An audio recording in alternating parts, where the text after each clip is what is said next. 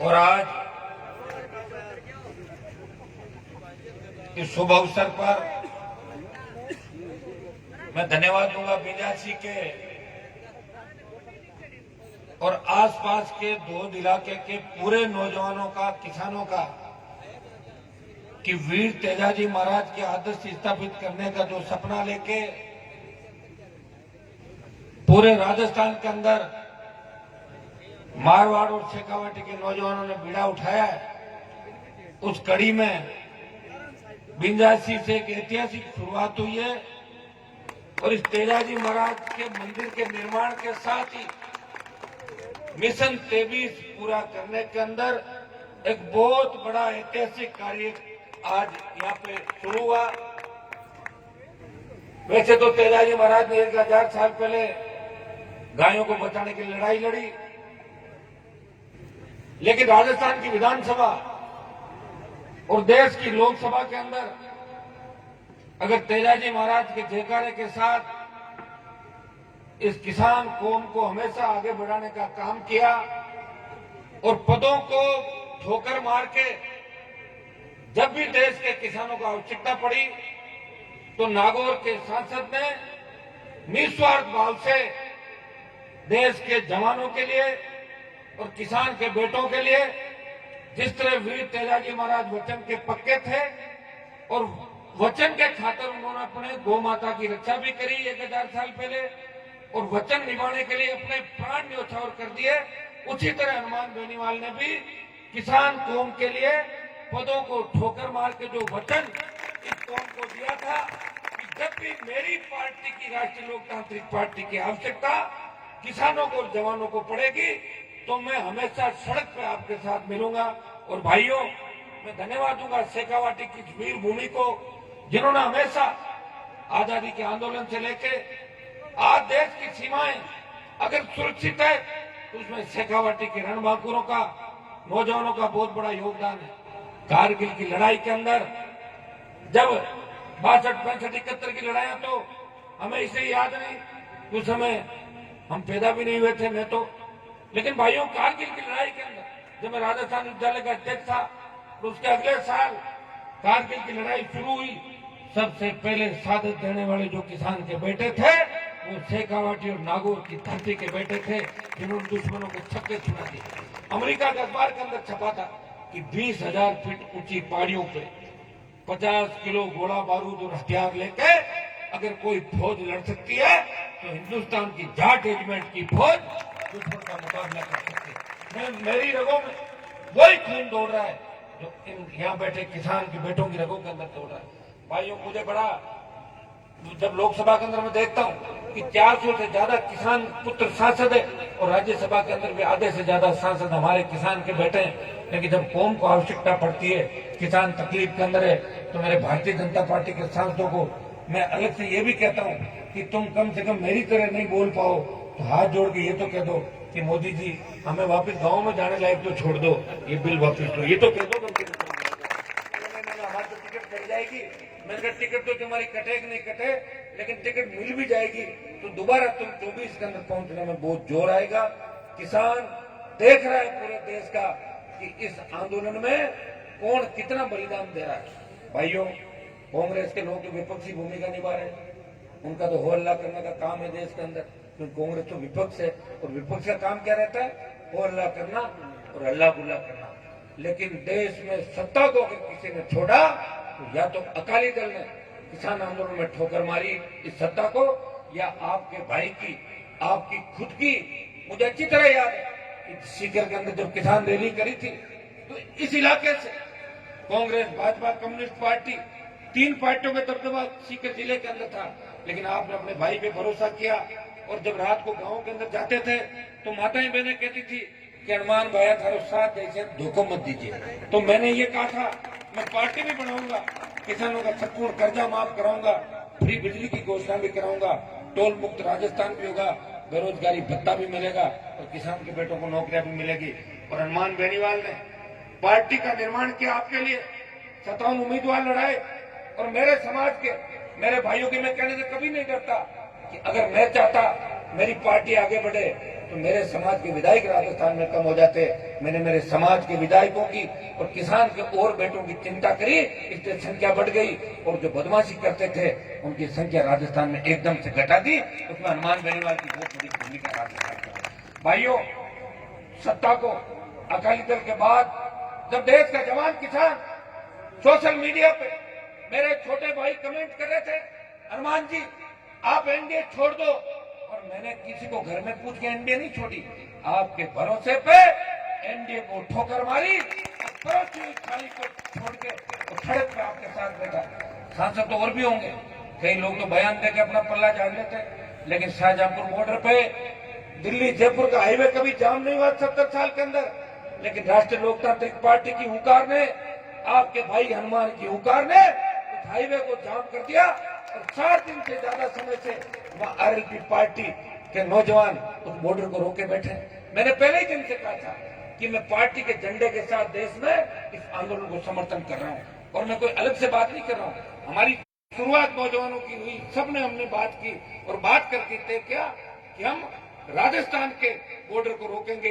पंचायत चुनाव के अंदर जब गए तो 17 जिलों में एक ही बात आई कि आप तीनों कृषि बिलों को वापिस लेने के लिए आप आवाज उठाओ। और देश में जब ये बात चली कि राजस्थान का किसान और जवान इस आंदोलन में साथ नहीं है, तब हनुमान बेनीवाल ने देश के नेताओं को कहा, देश के गृह मंत्री को कहा कि एक बार तो मैं आपके कहने से बॉर्डर से वापिस जा रहा हूं, लेकिन अगर तीनों कृषि बिल वापिस नहीं लिए तो मैं एनडीए भी छोड़ूंगा, इस हाईवे को भी जाम करूंगा। और भाइयों, एनडीए भी छोड़ा, हाईवे भी जाम किया और देश की लोकसभा के अंदर भारतीय जनता पार्टी के नेताओं का जो आपने हाल मैंने लोकसभा के अंदर किया, आपने खुद देखा होगा। मैंने उनको चेतावनी दी, चुनौती दी और ये भी कहा, बीजेपी के लोग कहते थे कि हनुमान बेनीवाल हमारी वजह से जीता है, तो मैंने कहा मैंने तुम्हारे 16 जगह प्रचार किए थे, तुम 16 जगह इस्तीफा दो तो मैं भी दे दूं, 16 छोड़ो 8 जगह दे दो, 8 नहीं तो 4 नहीं तो 2 तो दे दो, मैं देने को तैयार हूँ। और मैं कांग्रेस से गठबंधन करूंगा और मैं किसी और से वापिस लड़ूंगा। अगर मैं जीत गया तो तीनों कृषि बिल वापिस ले लेना और मैं हार गया तो मैं आंदोलन करना छोड़ दूंगा। और मैंने लोकसभा के अंदर मैंने कहा आप अपने प्रधानमंत्री जी से पूछ के आ जाओ, मैं इस्तीफे की घोषणा आज करता हूँ, आप कितने इस्तीफे देते हो। आप मैंने भी तो वोट दिलाए थे राजस्थान के अंदर, आपने 2.5-3 लाख दिलाए होंगे, हमने भी 25, 27, 23 लाख दिलाए। अभी तो बीजेपी पे उदार वोट है राजस्थान के अंदर हमारा। एक नौजवान है जिन्होंने सीकर की सीट जो वेंटिलेटर पे थी, बाबा जी की सीट, उस वेंटिलेटर पे बाबा जी को आपने ऑक्सीजन देके और वापिस ऊपर। इसी तरह बीकानेर की सीट वेंटिलेटर पे थी, जोधपुर की वेंटिलेटर पे थी, बाड़मेर की वेंटिलेटर पे थी, नागौर में तो थी नहीं, मैं ही था, चीनी टायर का था। और करौली धौलपुर से लेके टोंक सवाई माधोपुर से लेके चूरू से लेके तमाम 16-17 सीटों पे भारतीय जनता पार्टी की जो सीटें वेंटिलेटर पे चल रही थी, उनको अगर जिंदा किसी ने किया, उन 24 सांसदों को टायर के चिन्ह पे बिठा के अगर भेजा, तो राजस्थान के नौजवानों ने, किसान के बेटों ने और तेजा जी के भक्तों ने मिशन 25 पूरा किया। प्रधानमंत्री जब वोट पड़े थे, उसके बाद जब एनडीए की पहली बैठक तो मुझे कह रहे थे कि राजस्थान में क्या रहेगा, मैंने कहा 25 सीट आएगी और सीएम का बेटा भी हारेगा, ये हमने गठबंधन के अंदर प्रण किया था। तब बोले नहीं 13-14 आ जाए तो बहुत बड़ी बात है। मैंने कहा सीटें तो 25 आ जाएगी प्रधानमंत्री जी, लेकिन हमें आज नहीं तो कल लड़ना ही पड़ेगा, क्योंकि हम लड़ने के लिए हमारा जन्म हुआ। सीटें भी 25 आ गई। और भाइयों, आपने देखा होगा कि लोकसभा के अंदर कर्ज माफी का मामला लोकसभा के अंदर उठाया। कांग्रेस के लोग कहते थे कि हनुमान जी टोल भूल गए, पहले टोल की बात करते थे। तो मैंने जब लोकसभा में गया तो मैंने कहा कि पूरे देश से टोल माफ होना चाहिए, टोल मुक्त देश है। ये मामला भी हिंदुस्तान की सबसे बड़ी पंचायत के अंदर उठाया। कहने में और करने में बहुत अंतर है। मैंने देखा नेताओं, बड़े बड़े नेताओं को देखा जिनके बाप दादा मंत्री थे, अरबों खरबों में खेलते हैं, लेकिन वो जब बड़े नेता आते हैं तो हाईवे पे माला लेके और पूरे परिवार के साथ उनका स्वागत करने के लिए खड़े हो जाते हैं। ये तो हनुमान बेनीवाल ही है जो आपकी कौम का मान और सम्मान पूरे देश के अंदर बढ़ा रहा है। जब आवश्यकता पड़ी ठोकर मार दी। और मैंने ये भी कहा कि अगर मेरे लोकसभा सदस्य का इस्तीफा देने से अगर मेरी कौम को मजबूती मिलेगी तो ये मैंने रिजर्व में रख रखा है, ये मैं उस दिन दूंगा जब मुझे लगेगा कि अब मेरे इस्तीफे से ही काम बनेगा। उससे पहले मैं यूं इस्तीफा दे दूं और पता ही नहीं कि आंदोलन करने वाले किस दिशा में जाए और कौन किधर चला जाए। मैं तो राजस्थान की भी गारंटी ले लूं, क्योंकि गाजीपुर बॉर्डर नहीं गया था, तो मैं सिंगू बॉर्डर भी नहीं गया था, जिसको राहुल गांधी शंभू बॉर्डर बोल रहे थे, सिंगू बॉर्डर को मैं वहां नहीं गया। मैंने तो एक ही कहा था कि राजस्थान बॉर्डर पे किसान और जवान, इस देश के किसान और जवानों के साथ खड़ा। और भाइयों, उसी दिन से आपने इस तरह की ताल ठोकी कि प्रधानमंत्री जी का जो बजट भाषण था उसमें आपने देखा होगा कि कहां तो मोदी जी जोर जोर से बोलते थे और इस बजट भाषण में परेशान थे, ठीक नहीं थे? तो मैंने भी परेशान किया उनको राष्ट्रपति के अभिभाषण में, बजट में, जहां भी आवश्यकता पड़ी। तो हनुमान बेनीवाल की तरफ से कोई कमी नहीं रही। कई लोग कहते हैं कि हनुमान जी तो नए बच्चों को बिगाड़ रहे हैं। आप ये बताओ, मैंने कभी कहा कि आप गलत दिशा के अंदर जा रहे? मैं विश्वविद्यालय का अध्यक्ष था, हजारों लड़के मेरे साथ थे। मैं भी चाहता तो जयपुर में जमीनों पर कब्जे कर लेता, शराब के ठेके ले लेता, टोल के ठेके ले लेता, बजरी के ठेके ले लेता। अगर मैं ले लेता तो मैं वसुंधरा से कैसे लड़ता? वसुंधरा से 5 साल लड़ा, वसुंधरा ने पूरी जांच कराई, वसुंधरा के लड़के को गाँव में जाना छुड़ा दिया, कई मंत्रियों को छुड़ा दिया। और जब मेरी जांच कराई तो मेरी बहन के खाते में 15 रुपए मिले थे। कितने? इसलिए हनुमान बेनीवाल लड़ाई लड़ रहा है। लड़ने में और करने में बहुत जोर आता है। आपके सीकर में भी बहुत बड़े नेता होंगे। मेरे नागौर के अंदर तो पूरी राजनीति नागौर से चला करती थी। उन लोगों को घर बिठा के, तमाम उन फर्जी नेताओं को राजस्थान के अंदर जो इस कौम को, किसान को ठगने का काम कर रहे थे, उन सबको घर बिठा के और जवानों को आगे लाने का प्रयास किया। हनुमान बेनीवाल के मंच थे, 5-5 लाख की भीड़ के अंदर 5-5 लाख लोगों में अगर कोई नौजवान भाषण दे रहा था तो हनुमान के मंच में दे रहा था। कांग्रेस और भारतीय जनता पार्टी के मंचों पे कभी आपके स्पीच नहीं हुए होंगे। मैं जब बीजेपी के अंदर था, अटल बिहारी की रैली होती थी, 50,000 की रैली को भी 5 लाख बताते वो लोग। हम दूर से देखते थे कि हमारा भी क्या पता नंबर आ जाए वहां पे भाषण देने का। नहीं आया नंबर। ये संघर्ष का ही परिणाम है कि आप लोगों ने हिम्मत होता रखा, मेरा भरोसा किया। और भाइयों में इतना ही विश्वास, में माताओं बहनों को, सीकर की जो मातृशक्तियां बैठी है, मैं आपको भरोसा दिलाता हूं कि आप जब तक सत्ता पे आपका कब्जा नहीं होगा तब तक कितने आईएएस, कितने आईपीएस बना लेना, वो ट्रांसफर पोस्टिंग के लिए किसी दूसरे मुख्यमंत्री के घर पे धोख देते हुए मिलेंगे। सीएम आपका बन गया, उस दिन 100 साल ऊपर आ जाओगे राजस्थान के अंदर। मुख्यमंत्री अपना बनाने के लिए पार्टी की आवश्यकता होती है, समझ की आवश्यकता होती है। आप रात के 12:30 बजे अगर मुझे सुन रहे हैं तो निश्चित रूप से वीर तेजाजी महाराज की कृपा मेरे ऊपर है। नहीं तो सीकर में लोग इंतजार नहीं करते, पथराव करते हैं रात को। इंतजार सिर्फ हनुमान बेनीवाल का आप करो। मुझे पूरा भरोसा कि मारवाड़ के साथ साथ शेखावाटी के किसान के बेटे इस 2023 की लड़ाई के अंदर अपने भाई का साथ देंगे। मैं इतना विश्वास आपको दिलाता हूँ कि कैबिनेट मंत्री के पद तो राजस्थान में भी 3 बार ठुकराए, 2 बार दिल्ली में। मंत्री पद मेरा मुद्दा नहीं है। मैं चाहता हूं कि राजस्थान के अंदर असली किसान का बेटा सीएम बने। मैं तो पिछली बार ये भी कहा था कि मुझे तो कोई दूल्हा अगर ढंग का मिल जाए तो मैं उसका बाराती बनने को भी तैयार हूं। मैं दुल्हन किसी की नहीं बनूंगा राजस्थान के अंदर, लेकिन मुझे दूल्हा मिला ही नहीं। नई पार्टी बनाई, आपकी जिद थी, तब तो लोग ये भी कहते थे कि कौन सी पार्टी बना लेंगे, कहीं कहीं चले जाएंगे। अभी लोग कह रहे थे गणमान तो मोदी जी को छोड़ ही नहीं सकता। अब मैंने छोड़ दिया, एनडीए छोड़ दी। तो कई ऐसे चले हुए कारतूस मंचों से भाषण देते हैं कि हनुमान जी ने अगर एनडीए छोड़ी है तो कागज लाओ। तो कागज को तुमने मुझे एमपी बनाया क्या? तुम्हें दिखाऊंगे कि कागज कौन सा। ये यहाँ भाषण दे रहा हूँ, लाइव चल रहा है, पूरी दुनिया देख रही है।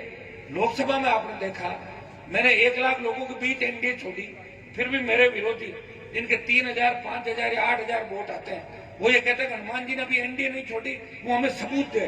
तो तुमने बनाया क्या मुझे एमपी? जो सबूत दूंगा तुम लोगों को। देखो कैसी कैसी बातें चल रही भाइयों, इन बातों को भी हमें समझना। मैं तो ये चाहता हूँ कि ये जो आंदोलन चल रहा है देश के अंदर, निश्चित रूप से अगर तीनों बिल दिल्ली की सरकार वापिस रहे, किसानों की जीत हो, तब तो हम सबकी जीत है। और सरकार अगर दिल्ली की सरकार नहीं झुकी तो हम सबकी हार है, वो हनुमान बेनीवाल की भी हार है, उन तमाम नेताओं की हार है जो सड़क पे भारतीय जनता पार्टी और मोदी जी की सरकार के खिलाफ आंदोलन कर रहे हैं। मैं तो ऐसा व्यक्ति हूँ कि मैं बड़ी पंचायती भी नहीं करता। आपके सीकर के अंदर जब आंदोलन हुआ, कृषि मंडी के अंदर लंबा आंदोलन चला, तब सीकर के मेरे जवान भाइयों ने कहा कि आप क्यों नहीं आ रहे हो? मैंने कहा भाई सीकर वाले कोई कहेंगे जब आएंगे तो मैं और डॉक्टर साहब दोनों आके गए थे और जोरदार तरीके से समर्थन दिया। देश में आवश्यकता पड़ी, मुझे कोई किसान संगठनों ने नहीं कहा था कि हनुमान जी आप हमारी मदद करो।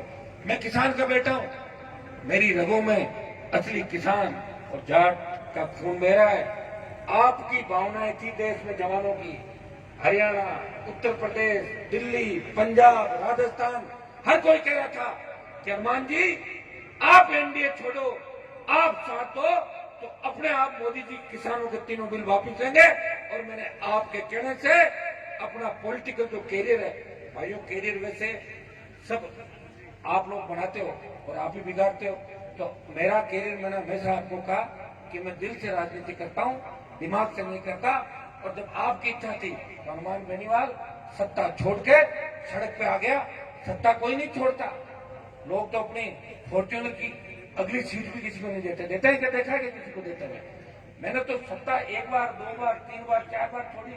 और जिस अशोक गहलोत ने राजस्थान के अंदर तमाम किसान नेताओं को, आधे से ज्यादा लोगों को जो चप्पल जूते उठवाए, उस अशोक गहलोत के बेटे को हरा के अगर उसका जादूगर का खिताब अगर किसी ने छीना, हनुमान बेनीवाल ने उसके बेटे को हरा के तमाम किसान नेताओं का बदला लिया।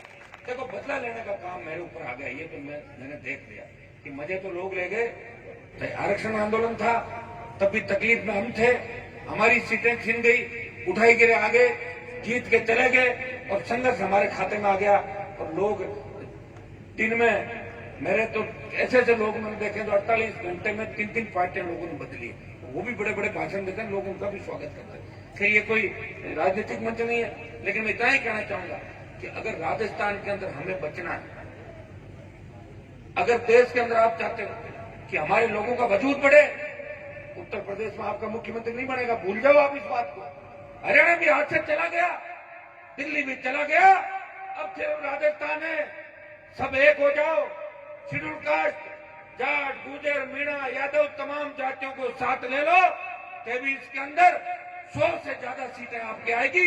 ये मैं आपको विश्वास दिलाता हूँ। और इसीलिए रात को 1 बजे आज तेजाजी महाराज के मंदिर के कार्यक्रम के अंदर आया हूँ। भाइयों, बहुत खुशी हुई कि सीकर के अंदर तेजाजी महाराज के मंदिर में 1 बजे आप लोग इंतजार कर रहे हो, तो निश्चित है जिधर शेखावाटी चलेगा उधर 50 सीट राजस्थान की चलेगी, क्योंकि सबसे ज्यादा शिक्षित अगर हमारा समाज है वो शेखावाटी के अंदर है, वो सीकर और झुंझुनू के अंदर है। आज से 30-40 साल पहले जैसलमेर से लेके चंबल के भीड़ और डूंगरपुर बांसवाड़ा के अंदर भी शेखावाटी की हमारी किसान की बेटियों ने स्वास्थ्य सेवाओं में, चाहे पुलिस की भर्ती के अंदर जब कांस्टेबल की जब शुरुआत महिलाओं की हुई, तब से लेके हमारी बहन बेटियों ने हमेशा आर्मी से लेके सबसे ज्यादा सेवा आपने दी राजस्थान के अंदर। इसलिए आप सबका राजस्थान पे ऋण है, लेकिन पॉलिटिकल रूप से, राजनीतिक रूप से हमें अब इस समझ के साथ चलना होगा।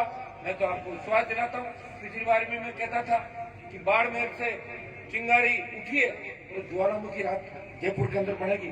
चिंगारी उठी थी बाड़मेर, नागौर, बीकानेर, सीकर की हुंकार के बाद सरकार डर गई, 50,000 का कर्जा माफ किया, 50,000 नौकरियां निकाली, 5 हॉर्स की बिजली फ्री करी और स्टेट हाईवे टोल फ्री किया। ये आपकी हुंकार के माध्यम से ही हुआ था।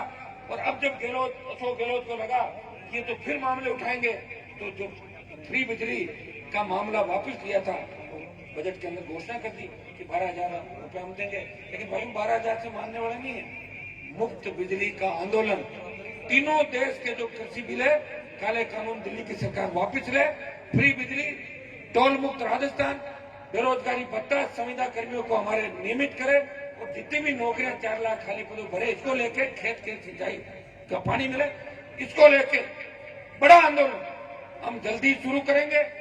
अभी 4 उपचुनाव राजस्थान के अंदर, अब हमारे साथ तो आप देखो 2-3 मोर्चों पर लड़ रहे, या कांग्रेस से लड़ रहे, दिल्ली में बीजेपी से लड़ रहे, ठंड से बॉर्डर पे ठंड से लड़ रहे थे, आर्थिक तंगी से जूझ रहे, नगर पालिकाओं में चुनाव भी लड़ने पड़ रहे, पंचायत चुनाव भी लड़ने पड़ रहे।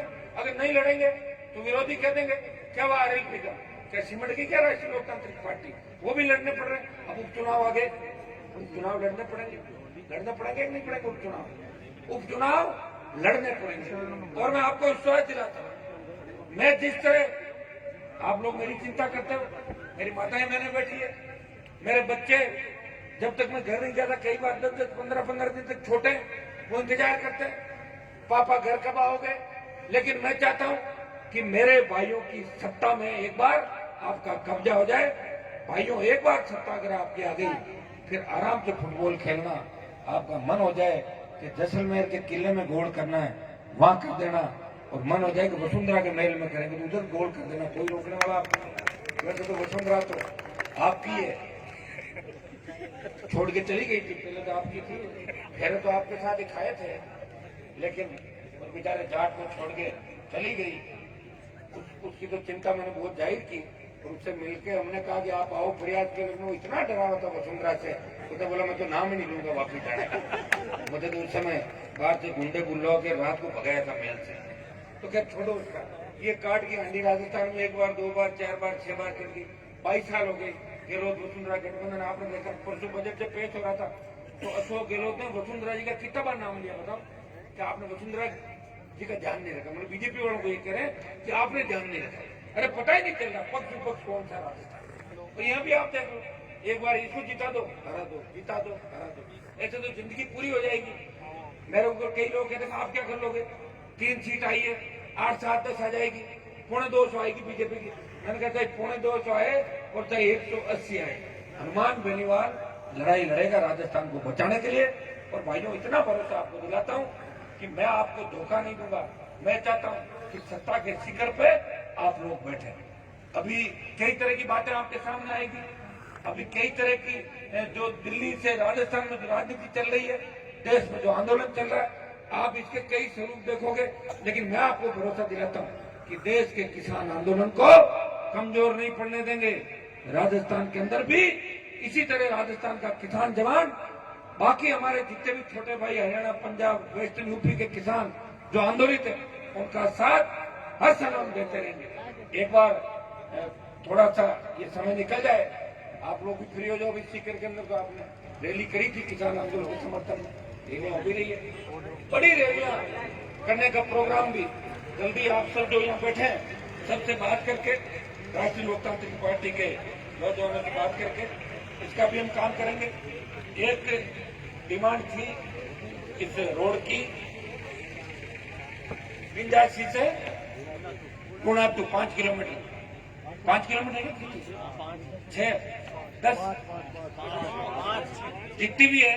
एक सड़क अपने तेजाजी महाराज के मंदिर की जब सीकर रैली में आया था, सुजानपुरा की, एक वो हो गई, एक ये हो गई। इस रोड को हम आपके बढ़ा देंगे, चाहे किसी को ही करना पड़े। ये सड़क आपके में आ रहा हूँ निश्चित रूप से बनेगी, इसलिए इस सड़क पे मुझे बुलाया है। आप लोगों ने एक कच्ची रोड और ले आया, अपनी मावा के अंदर घोषणा की। मैंने कहा आपके मावा से मोरडूंगा रोड बनाएंगे। तो लड़के इतने तेजी से चलते हैं कि उसी रोड पे मेरे को ले गए कच्चे। अरे मैं कहाँ ले आए, बोलो रोड बनाओगे तो मैं रात को थोड़ी बनाऊंगा रोड, अभी मेरे को अगले प्रोग्राम में भी जाने दो। तो मेरे भाइयों इतना जल्दी भी मत करो आप, है ना। तो अभी 23 में वोट डालना आपको, और अभी मेरा भी ध्यान रखना है। ऐसे रस्तों में ले जाएंगे और कहीं डाल दिया ले जाएगा, तो ध्यान रखना आपने।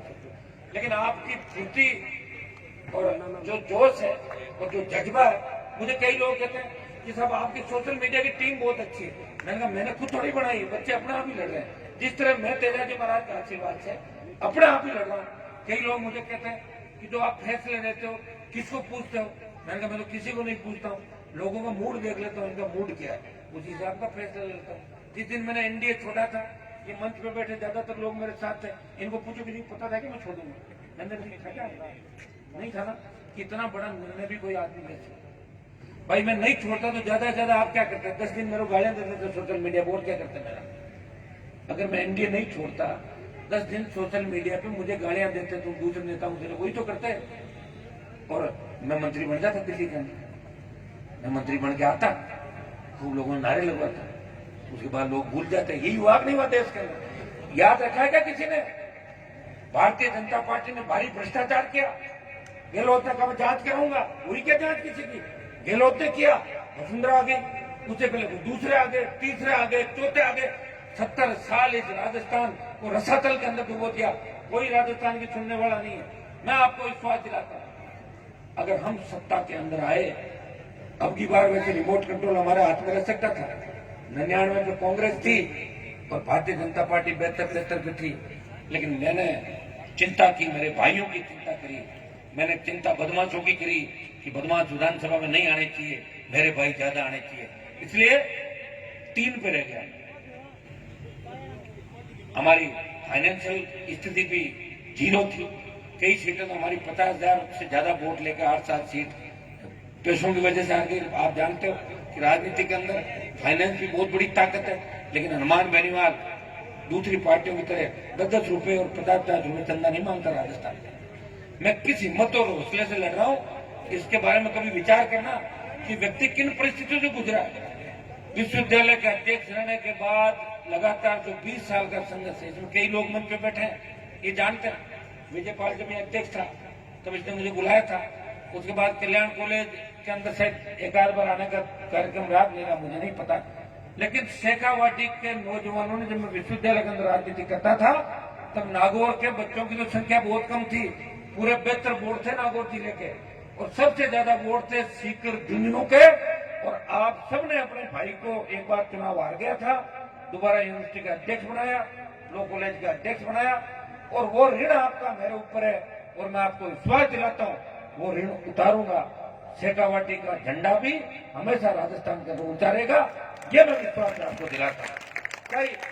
कई लोग हैं साहब वहां तो आपकी टिकट ही नहीं लोगों ने, मैंने कहा कोई दिक्कत नहीं, टिकट नहीं ली तो क्या हुआ, हमारे छोटे भाई तो है जो किसी गांव में जाते हैं, जयकारे करते हैं, आरएलपी का झंडा लेकर घूमते हैं, हनुमान बेनीवाल को आगे बढ़ता हुआ देखना चाहते हैं। और मुझे पूरी उम्मीद है, भगत सिंह जब जेल के अंदर थे तो उनको कहा कि आपको क्या फायदा मिला, आपने असेंबली बम फेंका, आपको फांसी हो जाएगी, तो भगत सिंह ने कहा कि मुझे फांसी हो जाएगी, मुझे इस बात का गम नहीं है, मरना एक दिन सबको है, लेकिन मेरी भारत माता गुलामी की बेड़ियों से मुक्त हो जाएगी। हनुमान बेनीवाल राजस्थान के अंदर भगत सिंह की भूमिका के अंदर लड़ रहा है। भाइयों, एक आह्वान और करूंगा कि आपस में झगड़े मत करो।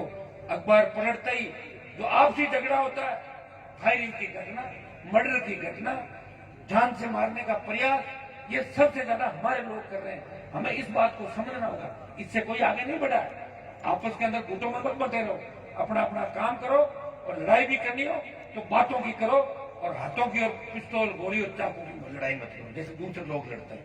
ये भी एक चिंता की बात है। लोग कहते हैं आप तो आपस में लड़के खत्म हो जाएंगे, यही कहते हैं। ये हमें दिल्ली में सुनने को मिलता है, ये जयपुर के अंदर सुनने को मिलता है। नशे की प्रवृत्ति से दूर रहो। अभी 23 तक नशा यही रखो कि राज बढ़ाना है। ये हमारे भाई आज 20 साल से हम अगर आपके लिए तपस्या, त्याग, समर्पण करके घूम रहे हैं, और 23 में अगर रिजल्ट नहीं आया और 3 की सीट बढ़ के 5 हो गई, तो मेरी तो 5 साल उम्र गई कि नहीं गई, तो उम्र को वापिस आ जाएगी कहीं से। तो 49 से गया 54 और 59-70 तक तो आपको पता है आज की टिकट कट जाता है उससे पहले। तो भाइयों, लड़ने के लिए भी जोश चाहिए। ये तो आपका आशीर्वाद है, तेजा जी महाराज का आशीर्वाद है, आपकी कृपा की किस तरह भूखा प्यासा एक व्यक्ति। अभी आप मेरी चिंता कर रहे थे भाई साहब स्वास्थ्य डाउन हो रहा है, मैंने कहा मेरा तो डाउन नहीं हो रहा है, गहलोत और वसुंधरा का डाउन हो रहा है, दोनों का। और दिल्ली में मोदी जी का डाउन कर दिया मैंने, कहा हनुमान चला गया छोड़ के। लेकिन ये जरूरी है कि आदमी को अपने स्वास्थ्य का भी ध्यान रखना। लेकिन अब हम अगर स्वास्थ्य का ध्यान रखने लग जाएंगे, 2 घंटे जिम और इसमें करने लग जाएंगे, फिर संघर्ष कौन करेगा। आपको बताए 10 प्रोग्राम रोज के 20 प्रोग्राम अटेंड नहीं होते, छूट जाते हैं, लंबा सफर करना पड़ता है। ओसिया उस साइड में गया 20 किलोमीटर ओसिया से, यहाँ आया हो, रात को जाके सोऊंगा, सुबह पता नहीं कहाँ आपको दिखेगा। मैं चाहता हूँ कि जो मेरा भाई मुझे बुलाए मैं उसके जाऊं, उसका मान सम्मान बढ़े और मुझे भी आत्मसंतुष्टि मिले। मेरे भाई के कार्यक्रम के अंदर मैं गया हूँ। पूरा राजस्थान है, पूरा देश है, लोग उम्मीद करते हैं, लेकिन मैं जितना हरियाणा, यूपी, दिल्ली मेरे भाइयों को ध्यान रखता हूँ, उतना दूसरे लोग मेरा नहीं रखते। वहां के लोग मैंने कभी वहां जाके, अभी जब बीजेपी का गठबंधन था राजस्थान के अंदर, तब मैं चाहता था यूपी के अंदर भी हेलीकॉप्टर लेकर किसी खिलाफ प्रचार करने चला जाता। मेरे मना कौन कर रहा था, हरियाणा में भी चला जाता। लेकिन मैंने कहा जैसे भी यूपी हरियाणा के अंदर है, हमारे लोगों के लिए लड़ने वाला यही है। सही हो सकता है कि वो 100% सही नहीं हो, लेकिन कम से कम हमारे लोगों के लिए लड़ रहे हैं, इसलिए मैं उनका नुकसान नहीं करूंगा। इतनी बड़ी सोच हनुमान बेनीवाल हमेशा रखता है, लेकिन लोग मेरी चिंता कम रखते हैं, नेता, लेकिन आप मेरी चिंता रखते हो, इसलिए मैं नेताओं की परवाह नहीं करता। और मैं आपको विश्वास दिलाता हूँ कि अब की बार जो हम रेला करेंगे, बड़ा रेला जो दिल्ली की सरकार के खिलाफ भी होगा, स्टेट गवर्नमेंट की मुफ्त बिजली, टोल मुक्त राजस्थान, जो हमारे मुद्दे आरएलपी के, इनको लेके करेंगे। जोधपुर से रैली की शुरुआत करेंगे और संख्या 5 लाख से ज्यादा होगी। वो पहला रैला देश का बड़ा रैला होगा, वो भी करेंगे, आप चिंता मत करो। तो किसान आंदोलन को कमजोर नहीं पड़ने देंगे देश के अंदर, और इसमें तो अपनी बात रख के ही मानेंगे, चाहे हमें कुछ भी करना पड़े। मैं धन्यवाद दूंगा शेखावाटी के मेरे छोटे भाइयों को कि हमेशा हर परिस्थिति के अंदर आप मेरे साथ रहे। सीकर की रैली के बाद ही देश में मैसेज गया कि नई पार्टी बनेगी, तीसरी ताकत खड़ी होगी।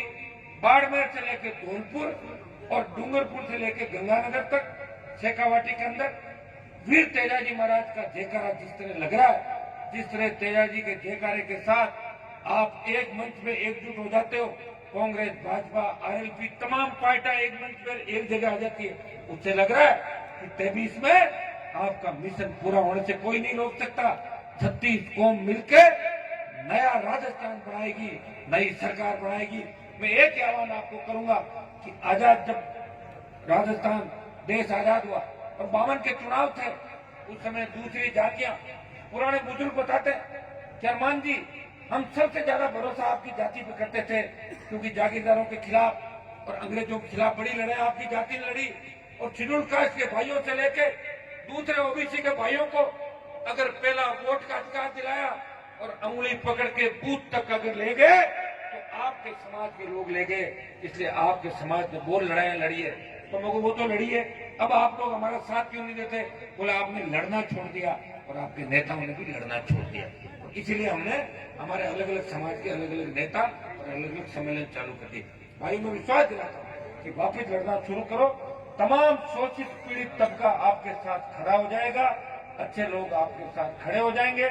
हमारे 3 विधायक है, 2 शेड्यूल कास्ट के, और बसपा जो अपने आप को शेड्यूल कास्ट की पार्टी कहती है, उनका एक भी शेड्यूल कास्ट का एमएलए नहीं राजस्थान का। इसका मतलब लोग राष्ट्रीय लोकतांत्रिक पार्टी को पसंद करते हैं। एक नगर पालिका का चेयरमैन बना, शहरी क्षेत्र में भी पार्टी ने एंट्री मारी। जिस तरह आपके सीकर में गाना चलता है ना, जाट मारा एंट्री, तो एंट्री मारी नगर पालिका के अंदर। और पंचायत चुनाव में 3 प्रधान, 2 हमारे, एक समर्थित 3 प्रधान बने। 100 जिला परिषद के चुनाव लड़े। आपके सीकर में एक सीट तो मात्र कोई 150 वोट से आई होगी, लेकिन 5-7 सीटों पर अच्छे वोट लिए। 100 सीटों पे 4 लाख वोट राष्ट्रीय लोकतांत्रिक पार्टी ने लिए। दूसरी पार्टियां जो लंबे समय से बड़े लंबे लंबे झंडे लेके घूम रही है, उनको मैंने पीछे छोड़ दिया राजस्थान के अंदर, और पीछे छोड़ देंगे। अब मैंने आपको बता दिया ना कि मारवाड़ की जो 45-44 सीट है, उसमें तो राष्ट्रीय लोकतांत्रिक पार्टी 23 में 25 का आंकड़ा पूरा करेगी। अब शेखावाटी, बीकानेर, हनुमानगढ़, चूरू के अंदर आते आते आप इसको बढ़ा दोगे, 25 का आंकड़ा 100 पे चला जाएगा। और इधर अगर हवा निकल गई तो 25 तो लेके आएंगे आप, बिल्कुल चिंता छोड़ दो। और इसी तरह आप मुझे बार बार जोश बनाते रहो, हनुमान जी आगे बढ़ो। मैं भी इसी तरह जी, आप चिंता मत करो। और मुझे पूरा पता है इस बार बड़ा बदलाव शेखावाटी करेगा। सीकर के अंदर हमने 3 जो चुनाव लड़ाए, नीम का थाना और सीकर के अंदर बहुत अच्छे वोट राष्ट्रीय लोकतांत्रिक पार्टी को जवानों ने, किसानों ने बहुत अच्छे वोट दिए। और आगे भी शेखावाटी से राजस्थान बदलेगा। क्रांति जब भी हुई शेखावाटी की धरती से हुई, और शेखावाटी की धरती 23 के बदलाव के अंदर महत्वपूर्ण भूमिका निभाएगी। यहाँ जो हमारे मंच में उपस्थित, मैं धन्यवाद दूंगा लाल जी दुलानिया, जिन्होंने 2 बीघा पुजारी जी जो जमीन आपने यहाँ पे दिए और बहुत ऐतिहासिक काम किया। भामाशाह, मैं आपको बधाई देता हूँ, धन्यवाद देता हूँ। कुंभाराम जी जो हमारे चितावा से भोपाल जी आए, गिरधारी जी बिजानिया, नारायण जी दुलानिया, रुगनाथ जी दुलानिया, हरफूल जी दायल, शाहपुरा सरपंच साहब, भाई महेंद्र जी हमारे जिला अध्यक्ष, भाई रामस्वरूप, विजयपाल, पूर्व अध्यक्ष तेजवीर सेना के हमारे दिलसुख जी, डॉक्टर श्रवण जी, सम्मानित मंच बोल दूं क्या? हाँ, बोल दो। सम्मानित मंच, और ये मेरी छोटी बहनें, मातृशक्ति, मेरे छोटे भाइयों, मुझे बहुत बड़ी खुशी हुई कि सीकर के अंदर 1 बजे आप कार्यक्रम देख रहे हो। तय है कि 23 आपका है। एक चीज तय करो कि हर व्यक्ति को 10-10 लोगों को जोड़ना है, और स्थिति को समझो अभी जो वातावरण चल रहा है उसमें हर रोज समझो कि नया बदलाव क्या होगा। अगर मैं कहीं नजर नहीं आ रहा हूं, इस बात को दिमाग में रखो कि हनुमान जी नजर क्यों नहीं आ रहे, इसके पीछे क्या हो सकता है, इन बातों को ध्यान में रखो। लेकिन मकसद एक ही होना चाहिए कि राष्ट्रीय लोकतांत्रिक पार्टी 23 के अंदर राजस्थान की सत्ता का अंदर कैसा है, इस बात का आपको ध्यान रखना है। हमें किसान के बेटे को मुख्यमंत्री राजस्थान के अंदर बनाना। अगर एक बार ये काम हो गया तो 50 साल पीछे मुड़ के नहीं देखना, और नहीं हुआ तो 23 से 28 की लड़ाई में बड़ा जोर आएगा। ये भी मैं आपको कहना चाहता हूँ। आप सबको धन्यवाद कि ऐतिहासिक कार्यक्रम आपने कराया, आने में थोड़ा लेट हो गया, इसके लिए क्षमा चाहता हूँ। आपको विश्वास दिलाता हूँ कि नए राजस्थान का निर्माण करेंगे और तेजाजी महाराज के आदर्श राजस्थान की राजनीति और देश की राजनीति में स्थापित करेंगे। बहुत बहुत आपको धन्यवाद। जय हिंद।